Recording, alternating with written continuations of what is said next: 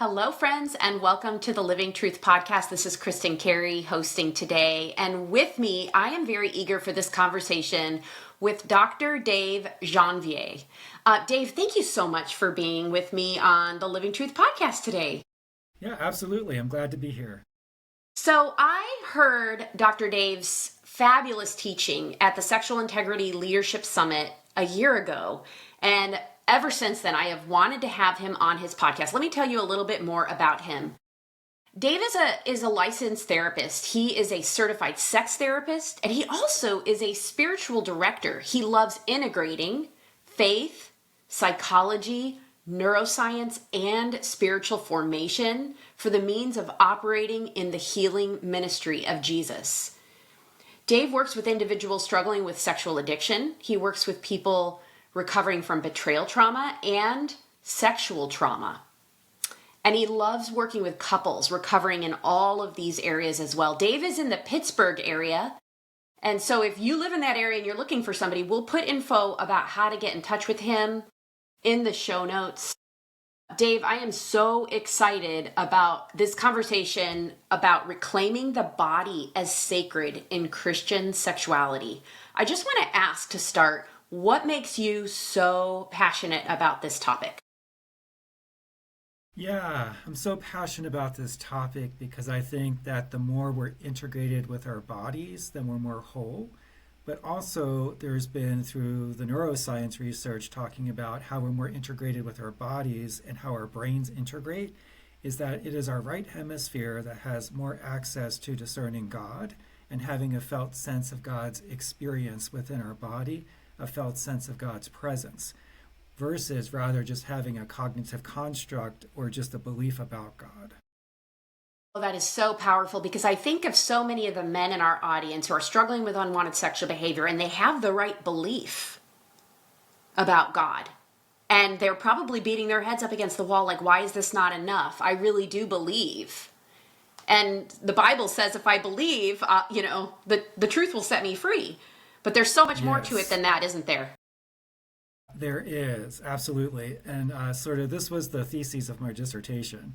And what I worked with was looking at my population were men who claim Christianity, but also had unwanted problematic sexual behavior.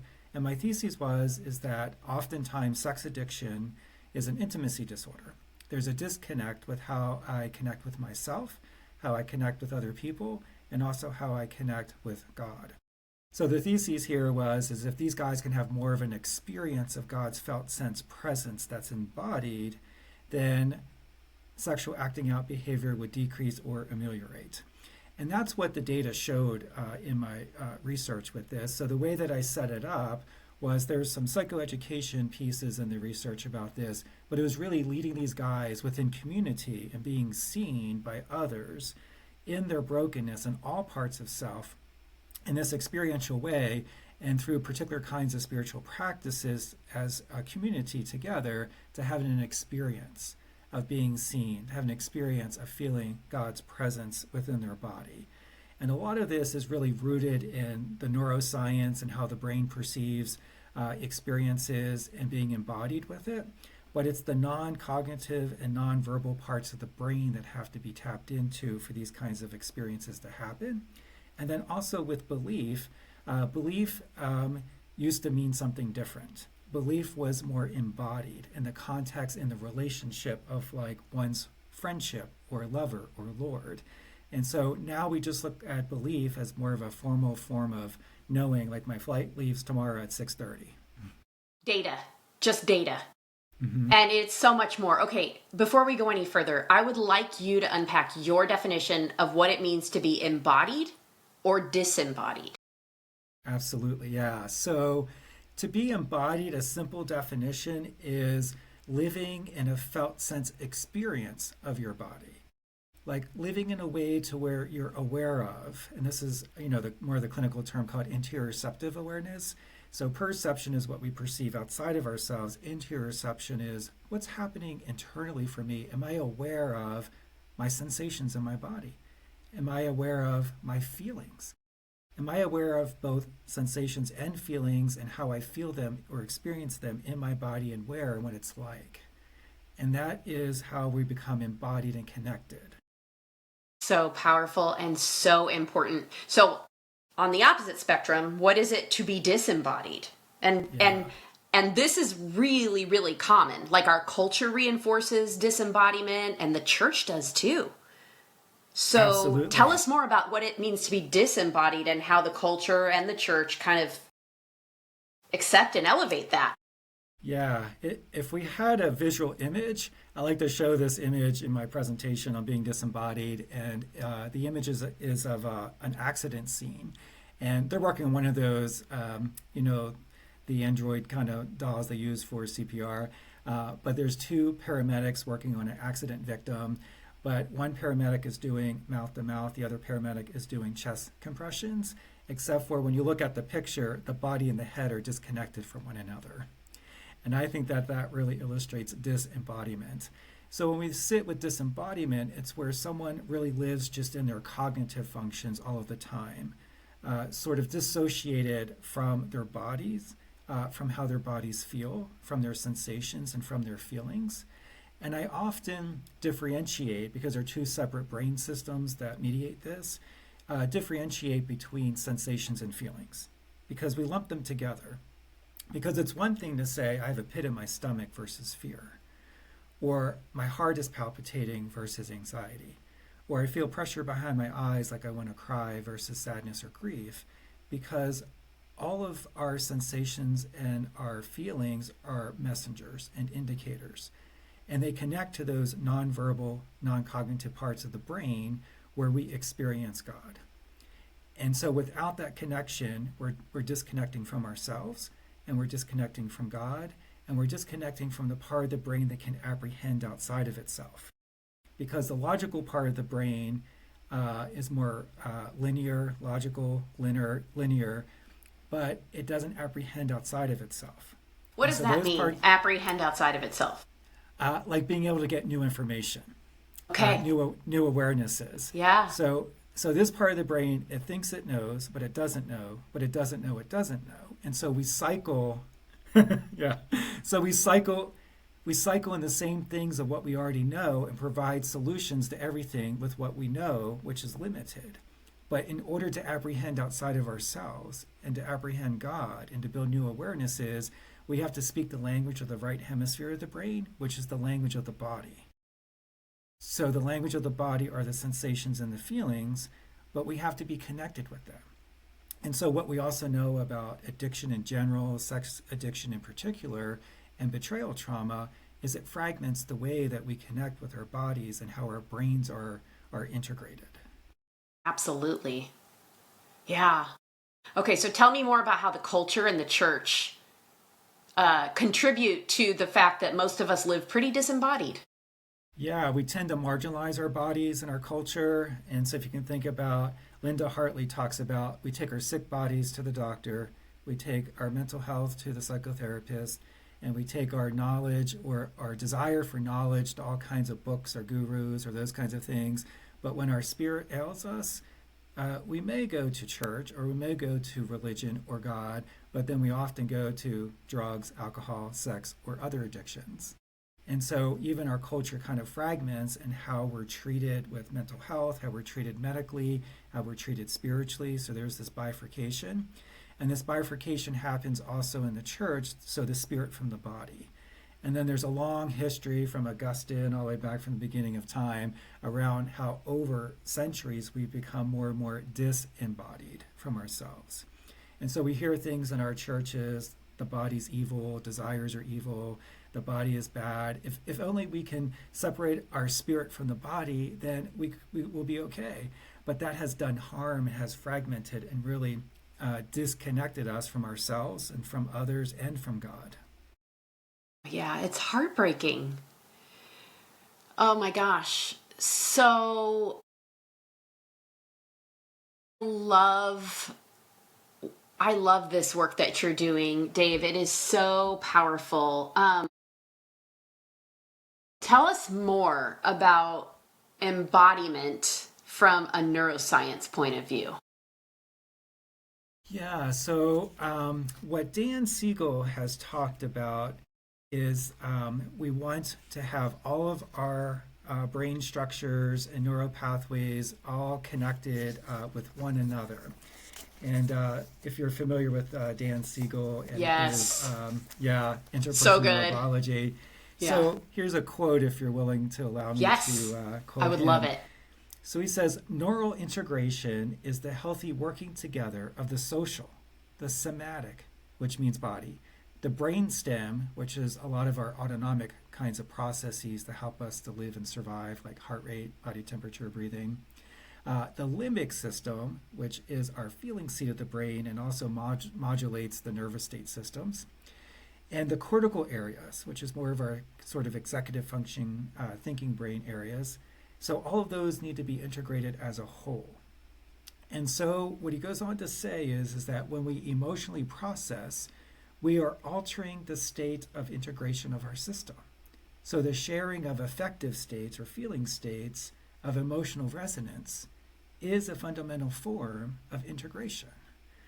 And so other words is emotion is integration, but as we mentioned earlier, how even trauma and addiction fragment the way that the brain operates across structures and in a holistic way, but also how we're disconnected from our bodies. So the more we're connected to our bodies, the more integration we have, and the more that we are able to have a felt sense presence of God, but a felt sense presence of each other. And so what we know is that addiction and betrayal fragment the way that we can truly experience safety in our bodies and how we Yes. truly experience love. So the more we're disembodied, then the more we're not likely to experience love because it must be embodied. And it is so hard to come back after this level of trauma and disruption in a relationship. It's so hard to come back to our bodies and to a felt sense of safety. I know so many of the betrayed women that I work with feel like, well, if my body was good, he wouldn't have gone outside the marriage. He wouldn't have gone elsewhere sexually. Yes. And so they end up rejecting their own bodies when it really never was about that in the first place. Absolutely. Yeah. So there's that fragmentation. And also, Yeah. what you're alluding to is, when a lot of betrayed spouses experience that, then there's already this foundation of internalized messaging that we get from the culture, but we Yes. also get from the church and how bad Yes. that the body is. Or, even if you're familiar with some of the history and the impact of purity culture, For and sure. that has taught women about their bodies and, those kinds of things. But I think one of the things that I like to emphasize here is moving from how the church in an unhealthy way has seen the body. What I like to promote and express is more of a Hebraic anthropology of the body. I love it. Tell us more. Yeah, and so, the first century Hebrew people were much more integrated than we are today, right? And so, in the way that they looked at the body, it was more of a unified, integrated, lived person where body, spirit, emotions, the relational life are inseparable. And so when we think about a Hebrew anthropology of the body, there is no dualism. It's only, it's only what we call differentiated unity. And so in Hebrew thought, you don't have a body, soul, and spirit. You are a multi-dimensional unity. And of course, distinctions exist, like we have our heart, we have our spirit, we have our flesh, but the way that it is lived out, it's inseparable. And so as we sit with this Hebrew anthropology, there are some overlapping terms that expresses the dimensions of one unified person and not separate parts.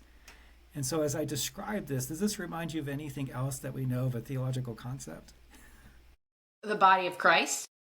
Yeah, well, the body of Christ for sure, but also the Trinitarian relationship. Right. Absolutely. Father, Son, Yeah, and Spirit. Yeah. It's yeah, like all three gods in one. yeah, differentiated unity, right? So Yeah. three persons in one. So Hebrew anthropology uses multiple overlapping terms to express the holism of the body, mind, soul, spirit, all these other aspects of self. So this first term I like to introduce is this term called nefesh. So nefesh, it's Nephesh. Nefesh in this Hebrew way was often looked at as just the soul, but it means more than just the soul. It means a living being, embodied life, a breathing, desiring creature. And it's literally linked to the throat or to breath and to hunger and desire. And so when we say, a lot of people say my body thirsts, but we say my nefesh thirst. It's our whole being that thirsts. That sounds like the psalmists. Yes, David. Yeah, absolutely. And so it's this deeply embodied desire that includes appetites and longing and vitality. And so when we say that Adam became a human, but Adam became a nefesh. So there's no split between body, there's no split between soul. The body is not just a container, as a lot of views see it, but it's constitutive of the self. And so you see in this Hebrew term, nefesh, this holism, this integration of all of these parts. And then you have this next term, which is lev, L-E-V, which literally means heart, but not just the one that's beating in your chest, but it's the center and the essence of who you are. And it's sort of where our thoughts live and emotions stir and where we make choices. And so it's sort of like that scripture where a man thinketh in his heart, or where a human thinketh, in his or her heart, yeah. And so it's coming from this essence of who we are. And then this next Hebraic term is called ruach. And some of us and some of your listeners may be more familiar with that because here's the breath that God breathed into Adam, right? Ruach here. And so it means spirit, it means breath, it means wind, but it's really about this life force, this animating energy, this emotional tone. It's the part of us where God breathes in. It's the connection to God here. So, and it's not disembodied, right? Because we need our breath, and our breath keeps us alive in our bodies. And so here's where in our breath we experience vitality and presence. And then we move on to our biological flesh, which is this Hebrew word basar. So B-A-S-A-R, which is our physical flesh, our mortal existence, our vulnerability, our finitude. And it's interesting because in the Hebraic viewpoint, our basar, our flesh, is not seen as inherently sinful. And this Say that again. Say that again, Dave, because that is counter Western church thinking. So say that again. Absolutely. Yeah.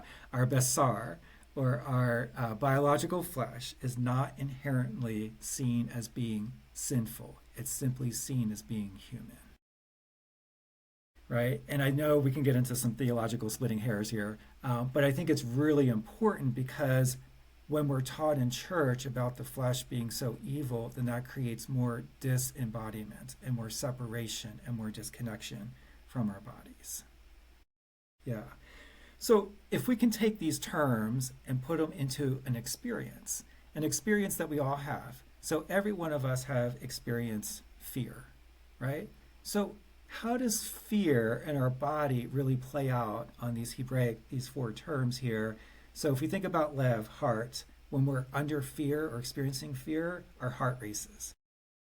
We think about ruach, when we're fearful, then our breathing changes. It becomes more increased and rapid, right? And then nefesh, something's happening internally of our core, so our gut tightens. And then basar, our body's going to react. We're going to flee, we're going to fight, we're going to shut down. Our bodies may respond in other kinds of ways. But if we can put this into the conceptualization, this holistic way, this Hebraic way of seeing it, one experience but fully embodied. And so when we're thinking about on the addict side, or we're thinking about on the betrayed spouse's side, then we're really sitting with trauma, right? So if we sit with trauma, how does this look, and putting it in this Hebraic framework of the body in terms of trauma? What we know about trauma and the science and the perspectives here in neurobiology is trauma is held in the physical body. We know this through tensions, through pain, fatigue, our startle responses, our postures, when our body collapses. So here's basar. We also know this in how trauma affects our breath and our nervous system and how it becomes dysregulated. and our breath becomes more shallow and more rapid. And so it's also, we know about trauma in our bodies and with Lev. So Lev is the heart and also the essence of who we are, and how trauma also codes implicit memory and emotional responses and triggers that seems to be fragmented, but it's in that core. And then our nefesh. So nefesh is that longing, desire, all those kinds of things, is that trauma distorts and fragments our core experience of who we are. It fragments and taints and distorts our longings, our appetites, and our aliveness. And so when we put it into this context, one experience fully embodied, even with, how we apply trauma with it. It's so powerful. Go back to what you said about how it impacts our implicit memory. Can you unpack that a little bit more? Yeah, so what we know about trauma, impacts memory. And Yes. so neurobiologically, what we understand, the hippocampus helps to imprint memory. But when we're in that sympathetic nervous state system, the fight or flight system, then the hippocampus stops imprinting memory and starts pumping cortisol. And so in that place, then our memories become fragmented, right?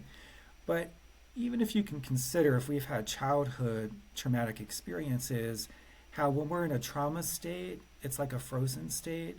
And so if you think about how our brains develop and you think about our childhoods, and if we are traumatized or abused or those kinds of things in our history, and we're frozen, we're missing out on certain developmental stages or critical periods that we need. And so that's still held in the body and hasn't quite imprinted in a way that we need for healthy development and healthy attachment as well. And so when we talk about healthy attachment and we're thinking about healing, and I'm talking about these levels of embodiment with these Hebraic terms, healing must include all of those, right? Yes. So if we think about basar, the physical body, we are restoring safety in the body. And we're thinking about ruach. This is about how do we regulate our internal rhythms and breathing and being in control of our nervous state systems. When we're thinking about lev, how is it that we're integrating those implicit emotional memories to be holistic and not still fragmenting and popping up in ways that are coming out of nowhere, it seems like for us, and kind of taking over. And then we think about nefesh. And so it's redeeming desire. It's redeeming longing. It's integrating all that. And so all of this is really about healthy relationship and attachment. And this is about with ourselves, with others, and with God. So beautiful. Because then when we have healthy attachment, then our heart steadies, lev, our breathing deepens and is more expansive, ruach, our gut relaxes, nefesh, and our body holds, basar. And what I mean by the body holds is to say that your physical self feels safe enough to occupy its own space fully, providing a steady and reliable foundation for the experience of love. Okay, I just would love for you to unpack your body able to take up space fully. Can you share more about that? Yeah. And it might be a little abstract, and I think that as folks experience it, it can make sense, but a lot of us don't feel safe even in our own bodies. And I would say that even with the populations we work with the addict side and with Yes. the traumatized side. And, people think, when I talk about, the sex addicts are disembodied, I'm like, well, how are they so disembodied if they're acting out physically, sexually? I'm like, well, that's why they're doing that, because they are disembodied, because they're so disembodied they want to feel something or tap into something that they're disconnected from, but it's popping out in that way. And so what we talk about in terms of trauma, even on both sides, is that it's never felt safe in one's body. And so we want to work to the integration of feeling safe in your own body, but it's expanding our inward experience of capacity within inside of ourselves to fully be embodied, to fully experience our interior worlds in a safe, healthy way. But that also includes characteristics, aspects of self, temperaments, talents, all of these aspects that make us about like who we are, but then also to feel seen, to feel sensed by another human being, to feel psychologically held. Because then what Dan Siegel talks about, when we experience those things, then we can have a sense of inner security. So oftentimes when people work through what they've been holding in their bodies, like trauma, like maybe through like a constricted breath, when they're able to release that out of their bodies, then they feel that spaciousness. I feel my lungs can take on more air. I feel more expansion, more capacity, less weight, more sitting upright, more able to feel more light and free. That is like something I get to witness all the time in the groups that I lead with betrayed partners as we do breath work and presencing practices, because yeah, I mean, women that have been through betrayal are like in such a state of shock and frozen fear or in a fight or flight state. Yeah, absolutely. And it can be very, I mean, the process of healing from these traumas is not quick or easy, but the process of coming back to your body and a felt sense of safety is far simpler than people think it might be. It can happen in the right conditions of slowing your breath and becoming aware of what's going on when you're in a safe spot. It can happen very quickly.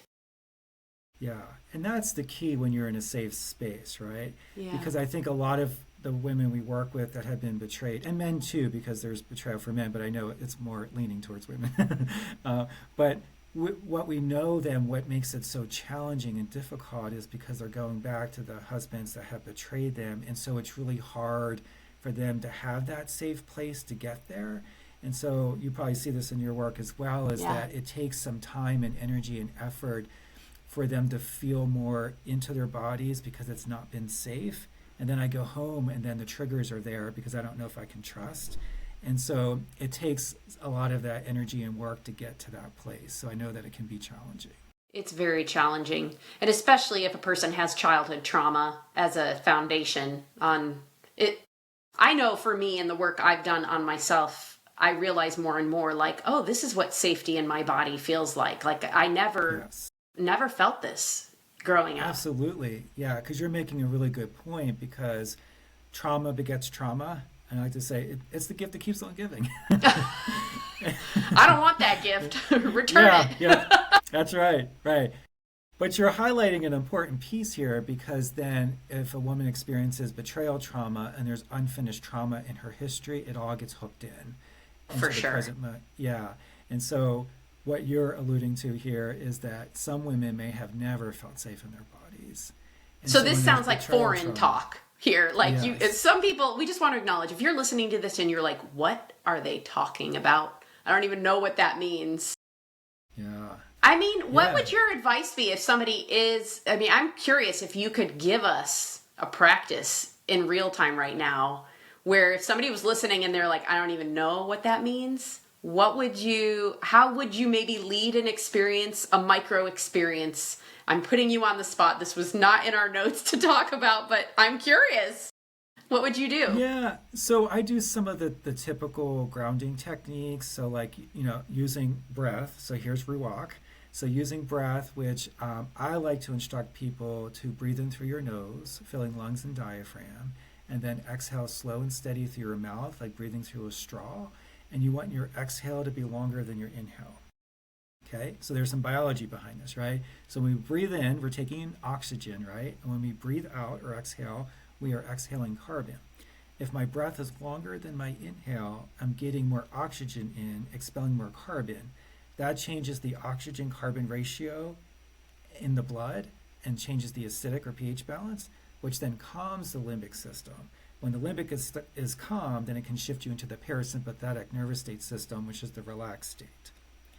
And so that's a foundational technique that I ask folks to do. And then I say to my clients, I want you to do that every hour, every day. Because if you're not... How many breaths? 2 to 3 breaths. every hour, every day. And of course, I say it's a lot to do up front. So this week, can you do it twice a day? Next week, 3 times. The following week, 4, and so forth. Because then you're going to be doing it automatic. But what we're trying to do is to retrain the brain and recondition the nervous state system. And if the practices aren't there, then you're not going to be able to do it, and it's not going to be there if you really need it. And so then another technique that I use, of course, comes from Porges' polyvagal theory, and relaxing the muscles associated with the vagus nerve. And so, if your listener's not aware, the vagus nerve is the longest nerve in our body. It runs from our head down into our pelvic floor. And so often I have to ask men, do you know what pelvic floor muscles are? Women know about them. Yeah. And so then I take them, and I'm going to talk really quickly through this, but do it much more slowly. And I also say, if you can't feel like that you're doing it, imagine that you're doing it at first. And so they invite them to relax the roof of your mouth. Relax your sinuses. Relax your jaw. Slowly allow your tongue to float to the roof of your mouth. Relax the muscles in your face. Then let's take one of those deep breaths, and on the exhale, drop and relax your shoulders. And then relax abdominal muscles, and then pelvic floor muscles. And here's this interoceptive awareness that I teach my clients with, and learning what states that you're in. So we're looking at all those levels of the Hebraic terms about integration of the body, right? Because if any of those muscles are tight, then you're in sympathetic state, and that's always the invitation to ground. Right? And so if we do like a practice around those 4 levels, so let's go with basar, body. So then I may invite, what do you notice in your body right now? Sensations, feelings, and where, and how do they feel? So that's basar. Now with ruach, then I may ask, what is happening in your breath and breathing right now? Is it slow and steady and deep, or is it constricted, shallow, rapid? And then lev, heart, what are you feeling emotionally? And what does this feeling mean for you? And then nefesh, which goes back to desire, is as you're staying with your body and your sensations and your feelings and what it's meaning for you, notice in your body your longing. What is the longing underneath of all of this? And so then I'll just kind of check in with them and see what they notice and report. Because the wisdom's in the body, and remember, it's coming from the right hemisphere, which is the language of the body, which can apprehend outside. So we're not going to get answers if we're just trying to figure it out or analyze it. We have to stay with what's happening in our bodies to get the wisdom of the body and what the Holy One is indicating to us. I feel so relaxed right now as I'm following along with, I'm like, oh yeah. So tell us, like, Dave, how does this apply to our audience's sexuality? Mm-hmm. This embodiment and this being in a parasympathetic state and accepting our bodies and our sexuality as actually a holy thing. When it's been so desecrated by unwanted sexual behavior, then we can kind of want to throw the baby out with the bathwater and think desire is wrong, and that's just simply not true. So how does this holistic embodied approach impact our audience's healing in the sexual area? Yeah. So we started off with disembodiment and how we've become so disembodied from aspects of ourselves, including sexuality, right? And so here's this stage of how do I even embrace my own sexuality? But then what does sexuality mean? And if I can go a little theological here. Yes, go ahead. Is where does sexuality actually originate from? God. And right. And more specifically, it originates within the Trinitarian relationship. How do the 3 persons of the Trinity interact with one another? And what does that mean for us to be sexual creatures and having sexual desires? And I love with British theologian and academic, she's very academic, Sarah Coakley shares, and she says, divine desire can be seen as the ultimate progenitor of human desire and the very means of its transformation. And she goes on to say that no cogent answer to the contemporary Christian question of the Trinitarian God can be given without charting the necessary and intrinsic entanglements of human sexuality and spirituality in such a quest. Because the question of right contemplation of God, right speech about God, and right ordering of desire all hang together. And so what I like to say is, I know that was academic and scholarly, but in other words, we can't fully understand or explain the Christian belief in the Trinitarian God without recognizing how deeply connected human sexuality and spirituality are. And so how we think about God, talk about God, and align all of our desires are all tied together in this understanding. It's all tied together in how we understand God's Trinitarian nature. And so what I like to teach my clients is that there's this intimate connection between sexuality and spirituality, and you can't arouse one without the other. So word choices are intended here. Yeah. And where does sexual desire actually come from but this Trinitarian relationship? And my simple definition of sexuality is the mechanism with God created within us to connect. And I have more of a funnel definition that here's how we're even connecting on this podcast, you and I, Kristin, right?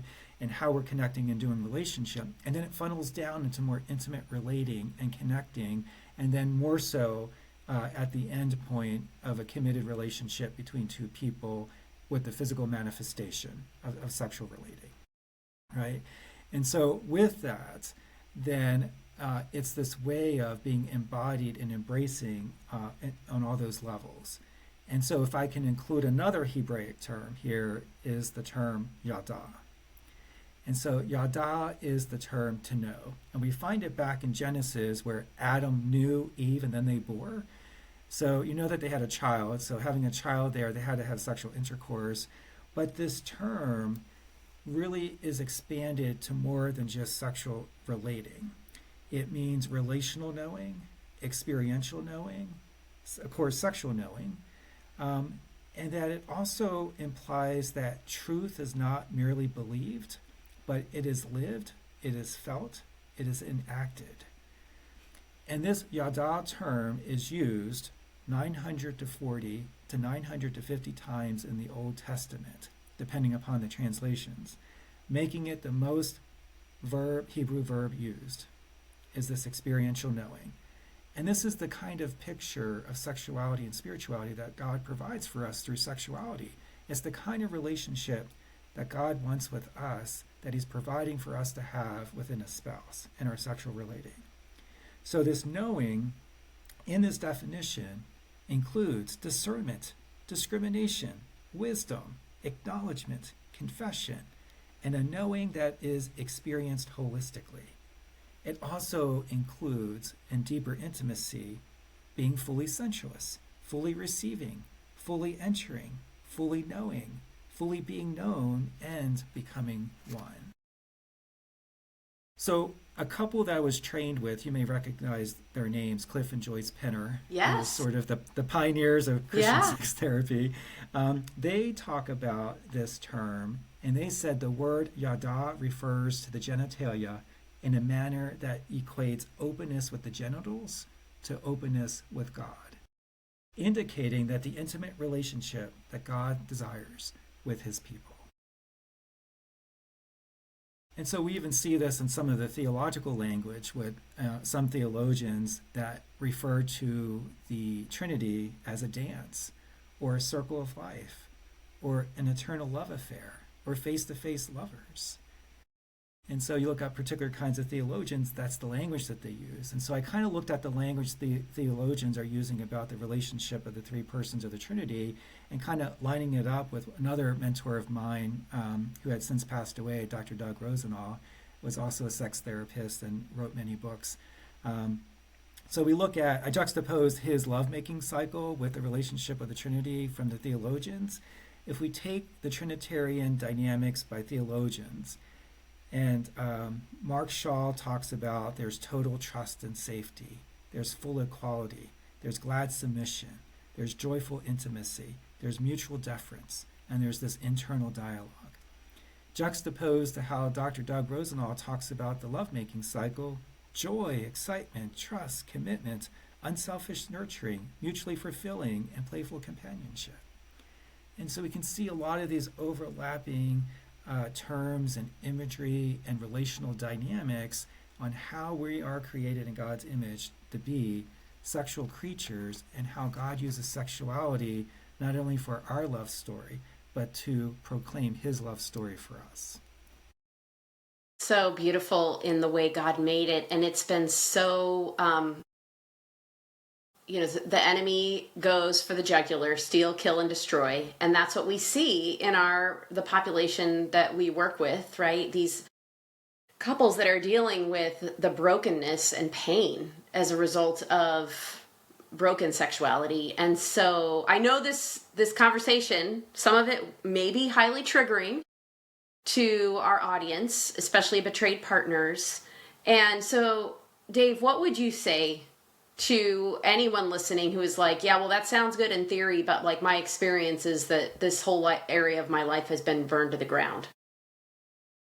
Yes, and if that's how they're responding, I would say, I absolutely believe you. And my heart goes out to you, and I sit with you in that. And it is suffering, absolute suffering. And I am sorry that that was robbed from you. And it would be my heart's desire and prayer that you could experience a holistic experience of that and regaining your sexuality. But I also know that that's where you are, and it does take time to heal that. And if both partners are willing to go through the hard work of that, there can be healing and restoration and integration of those things. And if a partner is not willing or don't get to that place, then I'm hoping within your own body that you can really experience that integration and wholeness around embracing all of the aspects of the parts of you, including your sexuality, in a healthy way. Thank you. Dave, is there anything else you want our audience to know before we close out our episode? Yeah, I would just like to say, when we're talking about the Hebraic view and about sexuality, is that sexuality is not one thing, but it's a whole person experience expressed through those components, right? So the body, basar, the breath, ruach, the heart, lev, and then desire, nefesh. And that for health and integration, we want to integrate all aspects and parts of ourselves. So hopeful. Friends, thank you so much for tuning into this conversation. Take good care of yourself. If anything here has stirred up your own pain, desire, and longing, I invite you to sit with that, to invite God into that place where you've experienced loss. And I believe that there is no life too far gone that there cannot be hope for God to rebuild something beautiful. And until the next episode, I am holding out hope for you.